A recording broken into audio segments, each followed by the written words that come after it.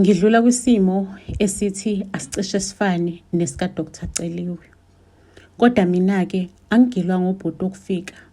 Ngigilwe ubhuti wakhona le ekhaya. Ngizocela ukuthi sithe sibaqaphelile obhuti bokufika. Mase-ke siyabaqaphela nabakhona le ekhaya. Hey bakwethu, ngiyazama ukuthi ngibe soshabeni, ngiphole apha enhloko. Kodwa isimo asivumi. I am hurt. Ngilimele emoyeni. Yazi ukuthi ezikoleni asifundiswa ngomjolo. Sucoshwa ngendlela. And kubantu esibacosha kubona, maybe friends, ibona basifundisa ukuthi kwenziwa kanjani emjoleni. Asazi ukuthi ba right yini. Namhlanje ngizodinga ukuthi uphathe iphepha nepeni ngoba ngizokufundisa ukuthi kuqonywa kanjani. Iyaqala kanje lento.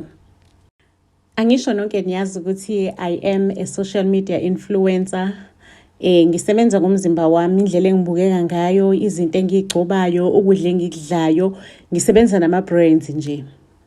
Shothi ngelinye ilanga-ke ngagqoka, ngaswenka, ngaya kwe-conference yama-influencer. Angisho niyazi ukuthi umswenko into zami ngangidle wona, ngangidle indwangu. I was feeling myself.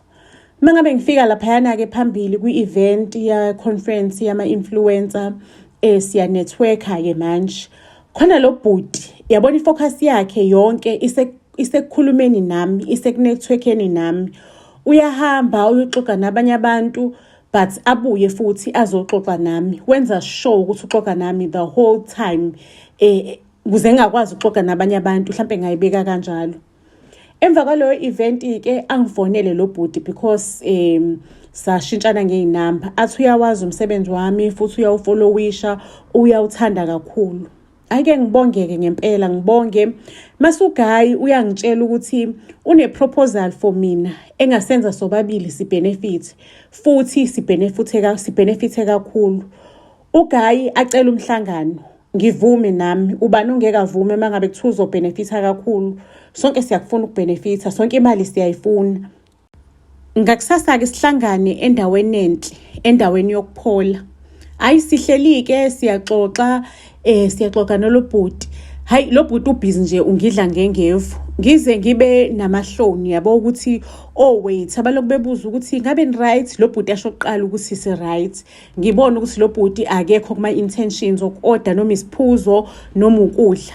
Mase mina ngiyasho-ke ngithi ngicela uku-order isiphuzo. Ngimbuze nalo bhuti ukuthi angathanda ukuphuza siphi isiphuzo. Ngisi-ordeleke thina sobabili. Ake uGayi ayiqaleke iproposal yakhe asho ukuthi yena utrainiwe kwenziwe ama-video amancane, ukuhlanganisa ama-video amaningi kodwa ama-video amancane. Asho ukuthi usebenzile nama-artist amakhulu documenter ama-behind the scenes awu. Asho ukuthi uyathemba ukuthi angathanda ukuthi enzele mina the same. Mangabe mhlawumbe ukuthi ngiyahamba ngiyokwenza ikhanda, ngiyokwenza inzipho, angithatha footage, mhlawumbe mangabe ukuthi ngiya kuma events, enze the same, mase ayayihlanganisa ivideo yakhona ibe short and sweet, ibe high quality. Angitshengisa ama-video awenzile before. Mengiwabuka lama-video lawa atop shayela. Hayibo nami ngibona ukuthi lama-video angangidonsela more clients. Lo bhuti uqinisile ukuthi ngingabenefitha kulama-video futhi ngabenefitha kakhulu. Ake ubhuti aqhubeke athi I know maybe angeke ngikwazi ukuthi ngibe nebudget yokuthi ngimkhokhele. Athi yena akamind ukuthi siwenze lama-video, sibone ukuthi aphuma kanjani, ayayiletha yini value kumsebenzi wami, ayawaletha nama-clients amaningi kanti futhi nemali ayayiletha yini. Mangabe ukuthi kuyenzeka konke lokhu ngizobe sengiyaqala sisebenzisana naye ngokusemthethweni ngimkhokhele. But emva kwesikhathi if ngibona ukuthi hayi lama-video akalethi i-value, akangenzeli lutho, singashiya phansi siyeke yonke into. Ake iyenzeke isense into ekhulunywa ulobhuti, ekhulunywa uGayi phela. Ake right there on the spot ngithi ngicela ithuba nje ngibe nethuba lokuthi ngibuyele endlini ngicabange lento mase ke ngiyabuya ngibuye neanswer. Ake ngigoduke before ngigoduke mase ngizogoduka sixoxe nomfana ngimbuza ukuthi uqhamuka kuphi naye angibuza ukuthi uqhamuka kuphi kucace usihlala endaweni eyodwa uhlala ngalana nami engihlala khona sobabili sisuka eMlazi. Mina angikwazi kahle uMlazi because ngisanda kubuyela kahle eMlazi ngahamba ngiseyingane ngihamba ngisamncane kakhulu. UGayi uhlala ekugcineni komlazi, mina ngihlala eMangosuthu highway, yena uyadlula kakhulu eMangosuthu highway uhlale Ngonyameni. Athi-ke ucela ngimuphe ulift-ke because yendaweni eyodwa, hayi ngempela ngimgibelise because mina nginemoto yena akanayo imoto. Sihambisane-ke kuthi bangabe sesifika lapha ngakoV, mina ngase umgaqo uyaqonda phela ngithi mhlawumbe uzongitshengisa ukuthi uhlala lapha before ngifike kuMangosuthu highway, before ngifike uma ngiqeda ukudlula eMangosuthu yabo. Ake lo bhuti yena ngitshela ukuthi asambeni ngale ngakaV, leni iyadonsa iyathathela. Hayi nama ngazi lutho-ke nangubhuti ethi iyona ndlela emfishane. Hayibo sihamba masolokohlo nomfana ngize ngibone endleleni ukuthi hayibo phela ngabe kudala ngafika le engiqhamuka khona, kanti umuntu udlala ngami uyongijikisa ngale ngagungcuza umlazi wonke ngaze ngamshiya Engonyameni. Sengiyabuya-ke sengibuya manje ngedirection nginavigator angisayazi indlela ebuyele emuva. Hake ngithi mangabe ngifika endlini ngidinwe ngiyaqhuma ngisho ukuthi lo muntu lo ngenza isilima kakhulu. Sho ukuthi mina bengiphelezela yona yonke le ndlela. Bekumele ngimshiye halfway ayigibelele mhlawumbe ngimshiye lapha kaV agibele mina ngiqhubeke ngoMangosuthu highway. Ngidinwe bafethu hayi kancane, ngidinwe ukuthi mangabe lo muntu ethatha ama-advantage amancane kangaka sizogcina phi naye if we decide ukuthi sisebenze ndawonye. Mina-ke angikwazi ukulala endleleni, I discuss my feelings ngokukhulu ukushesha. Ngimfonela uGayi ngimtshela ukuthi into ayenzile bikade very very selfish, angiyithandanga.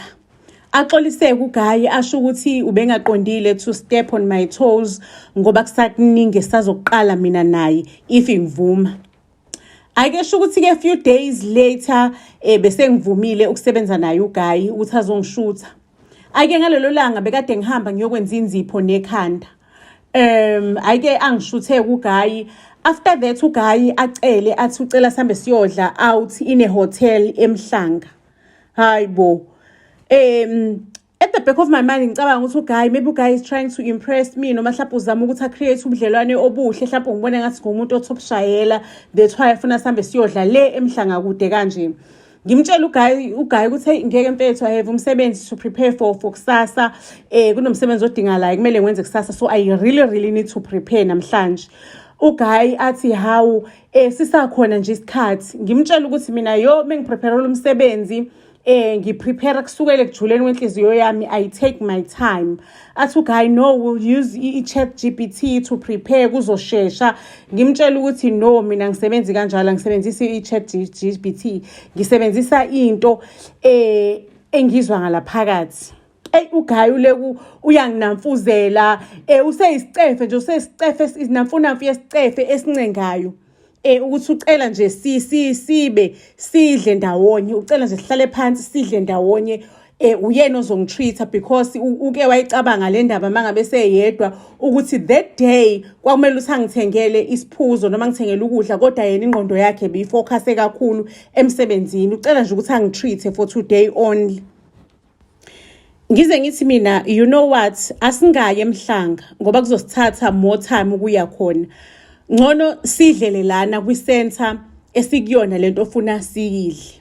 Like I can save time ngikwazi ukusebenza.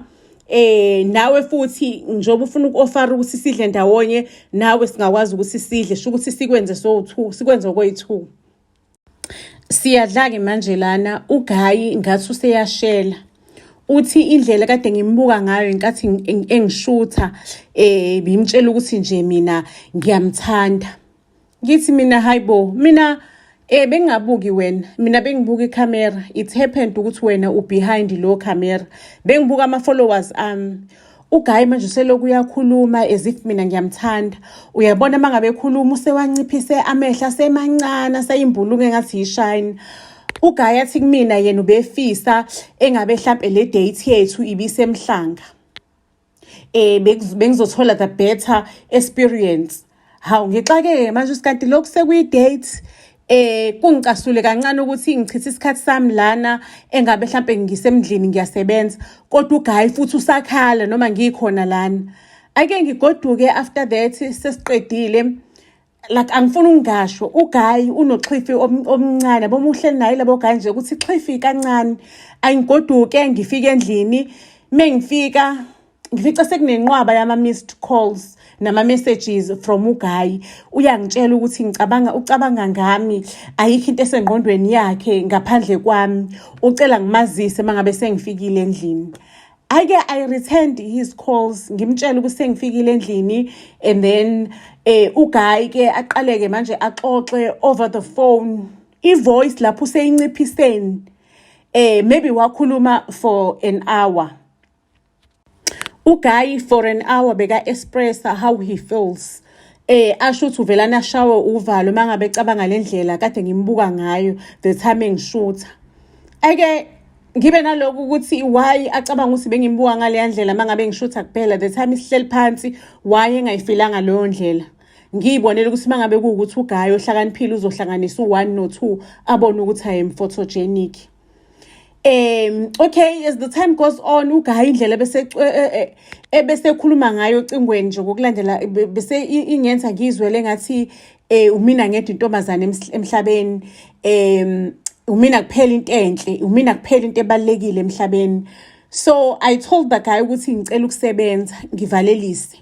Few minutes later uGayi called and delayed me mangabe ngizama ukusebenza. Somewhere somehow I started enjoy yonke le attention uGayi kade nginikezwa yona ukuvusa ekseni ngefone call into ekade ngayigcina kudala.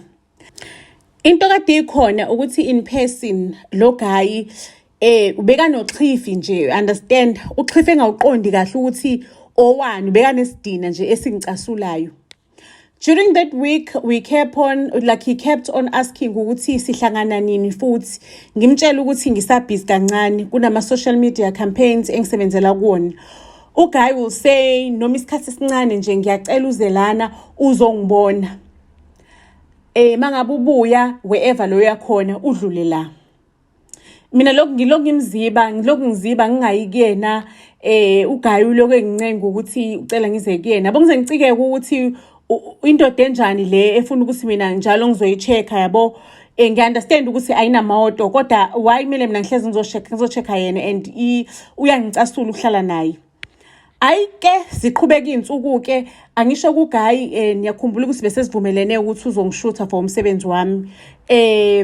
Okay bese ngiqala ke manje ukuthi ngibe nomunye umsebenzi engizocela ukuthi angenzele wona ke ngalendlela la ezokwenza ngayo. Hayi bafethu ngicela ukuntshela ukuthi ngayigqiqa indlela eyengonyameni ngiyomlanda uGayi mangabe siyoshutha ngiphinde ngimbuyisele. Yabo into ethi ngicika tu mangabe sesifika ke ngonyameni sengimbuyisela uGayi ngijahile mina ngumuntu esifazana omatasatasa. uGayi uvelane nje afika aqale phansi ingxoxo kuhlalwe ke manje. Kuhlalwe emotweni nje singijahile aloke eqala ingxoxo athi awukahle bo awume kancane aloke eqala ingxoxo nje. Ngicela ukukutshela ukuthi akakapheli ngisho no 2 weeks kodwa indlela eyakamfana bese ngiyihambe more than 20 times. Ngelinye ilanga bengizomphelezela athi ucela ngimyise kwenye shopping center kuneimpahla afuna ukuyoyithenga. Kungidineka kancane ukuthi isho ukuthi sengushofa walomfana nginqabe ngimtshela ukuthi hayi mina ngibhizi endlini umfana athi kumina uzoshesha uzongena aphume uyayazi into ayifunayo. Ngimtshela kumfana ukuthi hey bizi Uber wena ama Uber awabantu anjenga nawe athi umfana no it will be quick nje it will be quick. Ake once again umfana uloke engincengile nginamfuzela angenendaba nokuthi ngithe mina nginama plans endlini usebeka idingo zakhe phambili. Sho ukuthi ngiyihuduleke kodwa angifuni ngihambe noGayi ngimphelezele afika athenga into ayifunayo siqede sihambe ngiyokomdropa. Mind you like when I'm with this guy kunoXhifi njalo the only time engiconnecta naye ingale nkathi ngisecingweni. Ngisecingweni sho ukuthi mengibuya komdropa njalo emsebenzini mengibuya komdropa endlini siyakhuluma yabo icingweni. So endleleni ngiphuma komdropa the time ephuma kothenga impahla zakhe ngiyayibuza ngithi hleziphi yini lento yenzayo what exactly are you doing? Umfunani lo mfana onesicefe kanjena? Wenzani nalo mfana lo onesicefe kanje? Awukhumbula ukuthi kwi-date yokuqala wakuforced ukuthi nihambe niye kwi-date ngenkani ungafuni. Awuboni lo mfana lo ukuthi uhleze ekuphoqa zonke izinto. Awuboni ukuthi ingozi yodwa le. Awumboni lo muntu lo ukuthi akanendaba, akalaleli. Mangabe umtshela ukuthi ngijahile ngiyokwenza ukuthi akanendaba nalutho omtshela yona. Yena uhlezi nje emile emazwini akho ukuthi enza ukuthi. Why you compromise? Why are you compromising? Why you end up wenza lezi zinto lezi akathi zenze? Mengifika endlini ke uGayi angifonele as usual. Angisho mina ngi-influencer. Ivoice yami iyaziwa, ubuso bami buyaziwa all over. So when we talk over the phone, sometimes besikhuluma nje sizenze nje nezinto ezingafanele over the phone. So mangabe sixoxa bese sinamagama izinto esiyibiza ngazo wena mangabe ulalele bungokwazi sikhuluma ngani but besikhuluma ngezinto, understand? So we used to use that terminology mangabe sesixoxa indaba zethu ejulile over the phone, so that mangabe kuukuthi uyangirecord umfana because umuntu ngeke uzumtrust whenever izinto ezikhipha in public kungaziwa ukuthi ngangithini ngangikhuluma ngani la. So emva kwesikhathi uGayi angitshela ukuthi yena useyangithanda manje usefuna sijolo kwangempela ngibe umuntu wakhe nabo umuntu wami. Usekhathele uhlala esemoyeni nje engazazi ukuthi ubelonga kuphi. Mina uGayi ngimthanda ukumbona kuthi Xhifi mangabe ngimbona, but I do connect with him over the phone. Angaze ngiconnect nomuntu over the phone, angazi ukuthi kwenzakalani mabe ngisocingweni naye. Ngithi yebo, it's fine, we can try, kodwa ngiyazi ngithanda ukukhuluma naye, ngithanda i-communication le yenzakalayo over the phone. Ngithi yes ke, kodwa ngazi kahle ukuthi angimfuni noma ngimbone. Ake sibe negigi elandelayo ngiya kwi-event, uGayi ahambe nami angishuthe as usual. Mangabe siqeda ukushutha late event sibuyeke bese sikwalala, ngihambe ngiyomdropa kuGayi kube ngonyameni aqaleke lezi zinto zakhe zokuxoxa. Mengimtshela ukuthi ngifuna ukuhamba sekuyahlwa angiboni kahle eminyango elokuthi hayi ukahle kancane wena kuselokushini la kukhanya ugesi kukhanya ba. Ake aloke xoxa uGayi kuthe mangabe senjalo uGayi kungene ucingo, kungene i-message, abongizwe i-message nqwi. Hayi uGayi angitshela ukuthi imfethu yasengithola manje igigi efuna ukuthi ngihambe ngiye kaMashu njengamanje. Ngicela ukuthi ungiphelezele sihambe nisobabili siye kaMashu. Uzofika ungidrope maseke uyabuya wena. Ngithi kade ngiqeda ukuthini kuwena Gayi la, ngishode ngitshela ukuthi angithanda ukuhamba ebusuku because of safety. Ngintombazane ngeke ngikwazi ukusuka leMlazi ngiyamasho ngintombazane, futhi okwesibili angiboni kahle mengabe kusebusuku. Umfana athi hayi don't worry, ngisho uzobuhamba nami masufika uyangidropa lapha yana masuyabuya. Ngithi mina athi ngizobe ngiqalazela umgaqo ngikutshela ukuthi jika nje ngikusiza. Ngithi mase ngibuya mase ngenze njani? Athi awukahle wena ukuba yivigwala. Masubuya mhlawumbe uzohamba ngo-4 uhambe kancane, kumele ujwayele udrive ebusuku. Uzojwayela kanjani udrive ebusuku uma ungadrive ebusuku? Ngimbuza umfana ukuthi intoni yamxabanisa nama-Uber, ngoba kunama-Uber for abantu abangenazo imoto njengaye. Abantu abangenamoto njengaye abanye bonke babiza ama-Uber mangabe bekuma-situations afana nalawo. Athi awukahle mfethu, shuthi ngikhokha u-800 mina nawe ukhona zwana mfethu, kanti ngakutop up ngopetrol uma ufuna upetrol wena. Awukahle mfethu. Yabona nje le tone, I didn't like the tone, like ubekana nokusebenzisa i-tone engayisebenzisa. Awukahle mfethu, yabona. Ngiyamtshela ukuthi angeke ngikwazi. Athi awukahle mfethu, ngizohamba ngiyolanda umshana wami. Mangabe siyale ngizobe ngikutshengisa indlela, uma ubuya uzobuya nomshana wami uzokuqalazela, uyakwazi ukudrive nani. Umfana ahambe aye endlini eyolanda i-equipment mase etshela nomshana ukuthi akalunge sihambe.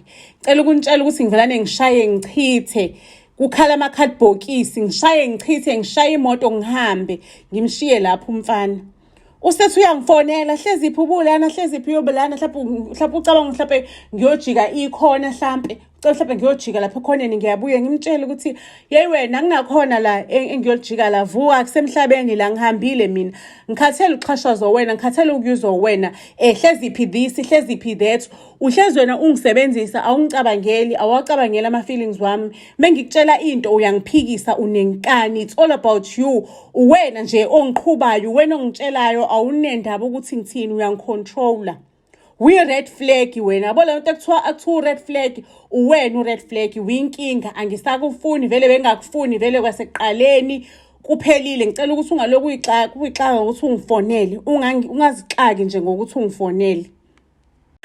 Ake uGayi le kongisendela ama message okuncwenga ini ngivelane ngishaye ublock ngimblock uGayi cause kahle le itsunami yayazi itsunyami ukhukhula ngoqo into engacabangeli into engenandaba nawe into engenandaba uthi angihambe ebusuku ngisho usangibona ebusuku uthi angihambe kanjani ngihambe for yena for what yini engizoyihambela yona ebusuku why kumele ngimphelezele why angakwazi usazenzela izinto zakhe ngisho ngimfice zenza izinto zakhe usehlulwa yini usaqhubeke la kade egcine khona ngoba phela ama gigs bekawenza before ngifike. Hayibo ke bafethu ngithi indaba iphelile kanti indaba ima iqala. Niyakhumbula ukuthi uGayi ngisho uyi photographer like ufuna ube photographer yama celebrity kahle iyona ndlela afuna ukuba yiyona we molda ngalo ndlela understand ukuthi ufuna kube uyena oshutha ama celebrity ama behind the scenes akhona. uGayi ke une social media but social media yakhe incane yabona incane inama followers amancane. uGayi ke manje aqaleke manje angene ku social media enze i-series akhulume ukuthi uhleziphi lo social media influencer wangihetha wangenza so wathi mangabe seqedile wangiblocker. Hayiba umfana akhuluma umfana like mina ngangazi ukuthi lo mfana utalented abafana bazokugila igoda phezulu kwephemu akhuluma izinto ezingekho angisho unama video wami kudala mangabe sihamba the time ngiya kuma event uyangishutha ngihlele isteeringini ngiyadrive yena uhlela eceleni sho ukuthi nayo inkunzi malanga ubenokuthatha le video ukuthi uyishuthe wena ebusweni uveza umuntu oseceleni kwakho and usenama proof ukuthi nje besijola sithandana akunanto esijolile akunanto esithandanile. Ayibafethu umfana awatholeka ama followers awathole ngempela ama followers abantu sebesho ukuthi uhleziphi this uhleziphi that umsabe umfazi bafethu at that point empilweni yami ngadecide ukuthi ngamphendula umfana because ngizobe ngimnikeza more exposure ngizobe umfana ngimgqugquzela ngimnikeza more followers. I decided ukuthi ngifocus kweyami impilo ngisebenze more ngifake effort ngifake energy ngwazibe nje wonke lama comments negative ngami. Kodwa nami senginembuzo engiyibuza yona nezinto engizigxeka ngazo ngithi kodwa hleziphi Wisbayizane hleziphi mangabe lo Gayi propose a business plan ezobenefita nina nobabili angisho uyena ofunayo le business plan wena buwenziwa yini ngemanje usuguqushe kuyomlanda uGayi laphayana because bekumele umtshengise ukuthi mangabe ufuna you will meet me kaVing zodlula ngikuthathe because mina impilo yami iyaqhubeka ukhona noma ungekho I will still trend we understand ngisazoyenza imali ukhona noma ungekho mangabe ukuthi ufuna uku-add value i-add but at your own expenses. Sengiyayibuka mara ehlukana lo mfana I am so tired ngikhathele because bengihlezi ngisefonini nalo mfana 24/7 impilo yami be surrounded bede ngisurrounded lo mfana kuphela because mengiyosebenza ngihamba naye mengibuya kosebenza ngisefonini naye uyafona ilo muntu ofona non stop ofona 24 hours akanqeni ukuthi ningahlala ocingweni kuze kuse eminyango. Hayike bakwethu mangabe uzongena ebudlelwaneni it's either ubudlelwane bebusiness noma ubudlelwane bomjolo buzokudinga ukuthi ube sober. This is the part la ngikufuna khona ukuthi uphathe ipen nephepha. Ubudlelwane bukudinga ukuthi usober ungabhayizi njengami uhleziphi uthola ukuthi ngangawadraw ama line bengenama boundaries ukuthi no you want this ufuna ukuthi sebenze ngikulandelane ekhaya kini senzane efonini because the only time bekumele sikhulume ngayo kumele sikhulume ngomsebenzi uyangiphazamisa bekumele ngenkathi uGayi engincenga ukuthi asambeni siye kuleya date oqala bekumele nginqabe because mina bengazi ukuthi standard somsebenzi wami sifuna ukuthi ngiprepareile ngingacompromise umsebenzi wami ngenxa yakhe uGayi because of i-date engayi-enjoy noku-enjoy because uGayi bekawunamfunamfu ocikayo in person. Abantu besilisa abaningi thina sesiyitoho kubona and leli toho balifundele bakufundela ukuthi bazosijija kanjani basifundela ukuthi bazosiphonsela ama test kanjani and bayazi ukuthi mangabe ufailele le test angeke kube lula ukuthi bangaqhubeka bakuncele more.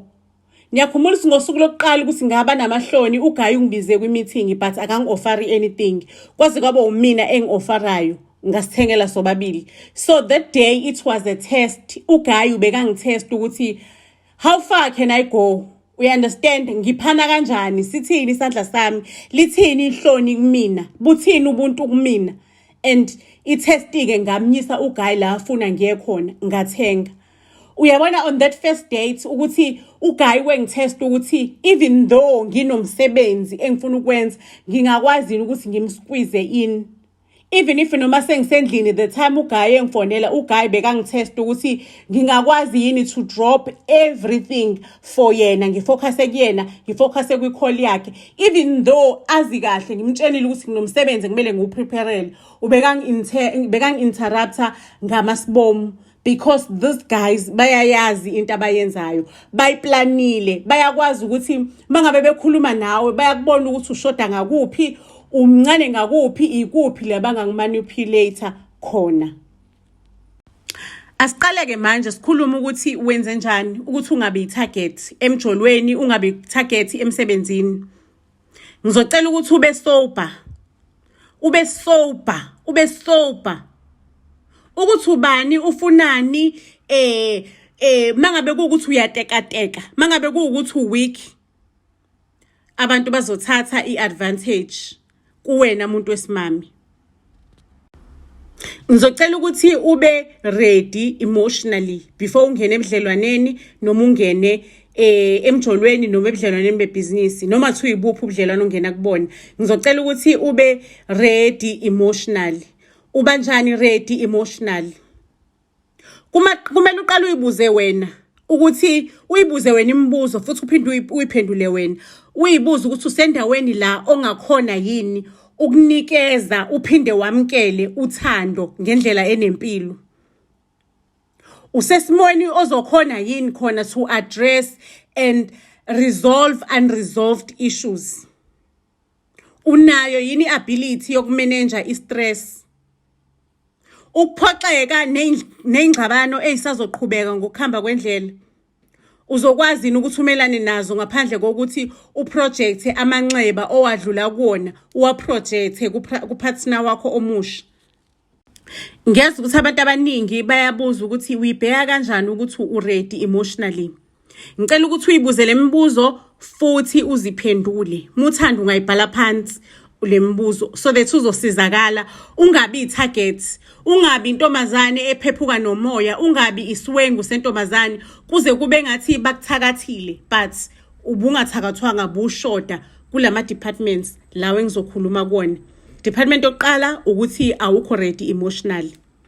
Buyele emuva uzihlolisise kahle ukuthi amanxeba ayenzekile ngaphambilini usupholile yini, alaphekile yini amanxeba business partner bakho abakudala abagila ingozi kuona, umjolo wakho odlule nemjolo edlule, amanxeba ingozi abakushiya nazo sezilaphekile na? Ake uphendule lo mbuzo ukuthi upholile na, upholegelekeqe usudlulile kona wayivala leyo chapter. Mase siza kulona umbuzo wesibili, nangumbuzo wesibili, ubheke your emotional independence. Ungakwazi yini ukuba happy uwedwa? Udinga i-relationship na ukuze igcwalise leya void? Uyayibona leyo void le lapho kuwena? Do you need a relationship ukuthi uyigcwalise na noma ungakwazi ukuba happy uwedwa? Ngifuna ukuthi uyibuze lo question leyo mase uyayiphendula na. Mbuzo number 3. Ithini indaba ye self worth yakho? Ithini indaba ye self worth yakho? Uzizwa usecure kumuntu onguyena noma udinga ama validations from abanye abantu? Do you need omunye umuntu akuvalidate noma uzizwa ugcwaliselekile, uzizwa usecure ngalo muntu lo oyena wena? Umbuzo number 4. Iba honest ngama expectations akho. Ufuna uthando for companionship noma usethembeni lokuthi it will solve your personal struggles? ngicela ukuthi uphendule lo mbuzo loyo ube honest. And then mangabe kuukuthi impendulo kule mibuzo engenhla ithi cha awuhilile, and then ngicela si-attend umbuzo omkhulu, uhila kanjani before ungene ebudlelwaneni obusha. Ngifuna manje sikhulume ngokuhila mangabe kuukuthi imibuzo engenhla ikhombisa ukuthi awukho healed, uhila kanjani, ulapheka kanjani, because ukuze ungatekateki, ungabi uthathekile, ungabi intombazane ehlulwa izimo, kuzomela ukuthi ube intombazane epholile apha enhloko, esolushabeni, you understand? Ukuze mangabe izimo zifika zikufice ungatekateki, zikufice umile. Ukuze ulapheke manje sekumele ke upractice i-self care ne-self love, ngokuthi wenza ama-activities akulethela injabulo ne-fulfillment. Angikwazi-ke mina lo ma-activities uwena, and lo ma-activities awakho, aka-include abanye abantu, because kumele ukwazi ukuthi ujabule uwedwa, ungadiphendeli kwabanye abantu. Injabulo yakho akube eyakho wedwa, mawugcwaliseke, ngoba mangabe uthi awugcwele bazokugcwalisela abanye abantu, and abanye abantu when bekugcwalisela they take over, bathatha i-steering, because wena awugcwaselekile uwedwa, awusibambile i-steering, and mangabe besithatha i-steering siya kwi-direction ezofavora bona, not wena. Asidluleke siye ku-question number 2 ukuthi mangabe usufuna ukuyilapha phela uyilapha kanjani. Sebenzela kuma-unresolved traumas. Mangabe kuukuthi umuntu onama-traumas, sebenza loma unresolved traumas, hamba o-therapy phela. Bakhona osisi nobhuti abakufundele lonto leyo therapy. Mangabe kuukuthi awukhoni ukwenza o-therapy, enza like your journaling, ubhale phansi izinto, like just the journaling, that kind of vibe, yabona. Noma uxoxe nomuntu omthembayo. Kubalekile ukuxoxa. Mangabe kuthi akunamuntu omthembayo, xoxa ne-therapist. Number 3, yindlela endlela. Kuyomela ukuthi uqinise i-support system yakho.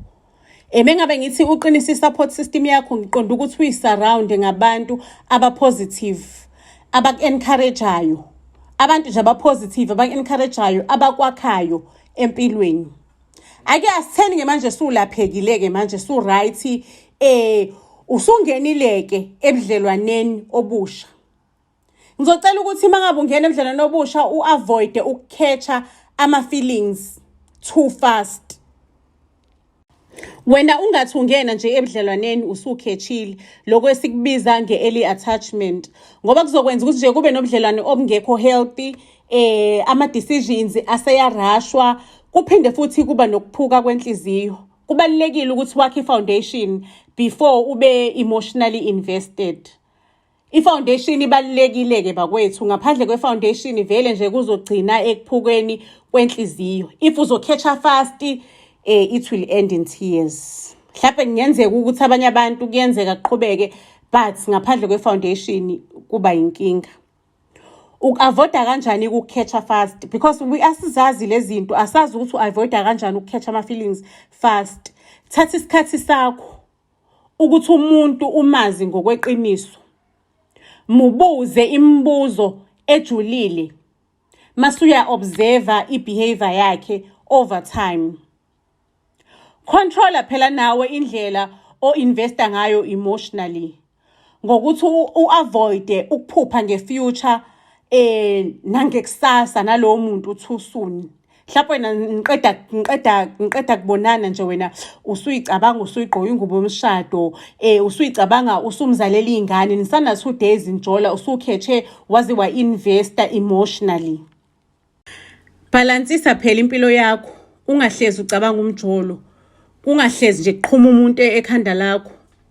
Qhubeka nempilo yakho nabangani, ubagcina abangani bakho nje, ube ne-life nabangani bakho njengasekuqaleni. Ama-hobbies wakho makuba ama-hobbies, ube nama-hobby, uqhubeke nama-hobby aduwenza, nama-goals and priorities wakho abe khona. Ungalokhu nje ingqondo yakho ifocus emjolweni, impilo yakho seyiku-all about umjolo. Balansisa kahle. Mase futhi-ke uyayibuka indaba yokuthi urecognize ukuthi uthathekile lana versus a genuine connection. Uyibheke kahle lento leyo, ngoba ukuthatheka kuyashesha kanti uthando lwangempela luthatha isikhathi ukuthi lwakheke. Ukuthatheka kwenzakala ngokusheshsha kanti uthando langempela luthatha isikhathi ukuthi lakheke. So yibuke lento uyibhekisise kahle. How to pace a relationship naturally. Setha ama-boundaries for communication and meetings. Avoid ukuthi ugayi wena suhlezi ufuna nithumelana ama-text every now and then, every minute nisecingweni ngaso sonke isikhathi, niyakhuluma, niyabonana njalo kuma-early stages omjolo. Akukho healthy lokho, akunayo impilo. Zinikeza isikhathi to process ama-emotions. Ungawazibi ama-red flags ngenxa ye-excitement. Vumela i-relationship to unfold naturally. Avoid ukuphoqa i-commitment before nazane ngokweqiniso. Cela ukuphinda lokho. Vumela i-relationship to unfold naturally. Avoid ukuphoqa i-commitment before nazane ngokweqiniso. Be fulfilled before ungene kwi-relationship. A relationship should complement your happiness, ingabi isource yenjabulo yakho. A relationship ayikufice ujabulile, angabi yona a relationship ezokwenza ukuthi wena ujabule. Ungene ebudlalwaneni ufulfilled, it allows you to bring your best self kuphathina wakho. Kunokuthi kube uwena ofuna ukugcwaliswa nguphathina wakho. But it allows you to bring your best self. Kuningi family mangase ngikhulume kungagcina kushona ilanga. So I've decided ukuthi ngenze ebook kule chapter on pre-dating counseling, because umjolo kahle kahle asufundela ngesikoleni asazi, yabona siyadobha ngendlela, and ukudobha kwethu kusenza sigcine sesilimele, sekunama mistakes eswenzile, ama mistakes expensive, seshonile ngokwezimali. Abantu besilisa noma abantu besifazane sebethathile advantage kuthina, because akusibona abantu besilisa kuphela abathatha advantage, nabantu besifazane bayayithatha i-advantage kubantu bamadoda. So le ncwadi igcwele inako konke bafethu, iyakutshela nokuthi wa-identify kanjani ama-red flags, igcwele yonke i-information ukuthi udlelwane kumele buhambe kanjani step by step. Bese ngi-highlighta nje just only few things. I only highlighted 3 things, but on this book there are 15 chapters. Angakusiza ukuthi ukhule futhi ungabe umuntu wesifazane nomuntu wesilisa ontekenteke othatheka kalula, odidiseka kalula. I-relationship ikufuna ukuthi ikufike nje umuntu oqinile ogcwele njengoba ade ngichaza. So family nginga-advise ukuthi mangabe kuwukuthi uyafuna nawe uyayibona ukuthi hayi nami ngiyalekha empilweni yami, I still need to learn more, ungayithenga i-book yethu you-224. But for ama-Bazarians, if kuwukuthi you follow us on social media, ungakwazi ukuthi usitshele ukuthi uyi-Bazarian sikuthengisele yona ngo-150. I-pre-dating yethu ke izoba available on Amazon soon and very soon, and also as well as on KDP. So inje izobe available internationally. So ngizonazisa as soon as it's available on Amazon, but for now ungakwazi ukuthi uyithenge on our WhatsApp, ukhokhe 150 on our Capitec account, uyithole incwadi yakho as an ebook. Ikhona njengamanje available pre-dating counseling. Mina personally I think wonke umuntu uyayidinga le ncwadi. It doesn't matter ukuthi umdala noma umncane, even if nezingane zethu ezisafunda high school, because ingane zethu ezinye ziyajola futhi ngesikuvimbe ngalutho lokho, ezinye ke noma ingajola mayiqeda isikole izobe ijola. But I kind of feel like ukuthi ingane kuyadingakala ukuthi ikhule ziyazi lento. I feel as if ukuthi umzali kumele ukuthi ingane yakhe uyitholele le ncwadi. Mase ukuthi futhi mangabe kuwukuthi awusiyo umuntu othanda ukufunda, i-course izobe ikhona kwi-Udemy, la le ncwadi is displayed as i-video, kuchazwe step by step. Mangabe kuwukuthi umuntu ongathanda ukufunda, izobe ikhona i-course yethu on Udemy. So ke guys, ngiyanthanda kakhulu, but for now our book is available on WhatsApp as soon as it's available on Udemy as a course, and as soon as it's ikhona on Amazon and KDP ngizonazisa ke family. Okwamanje umntwana kwaMngoma ngizothi ngiyanthanda kakhulu, isola libonene itorini elandelayo. Buzz SA to all social media platforms.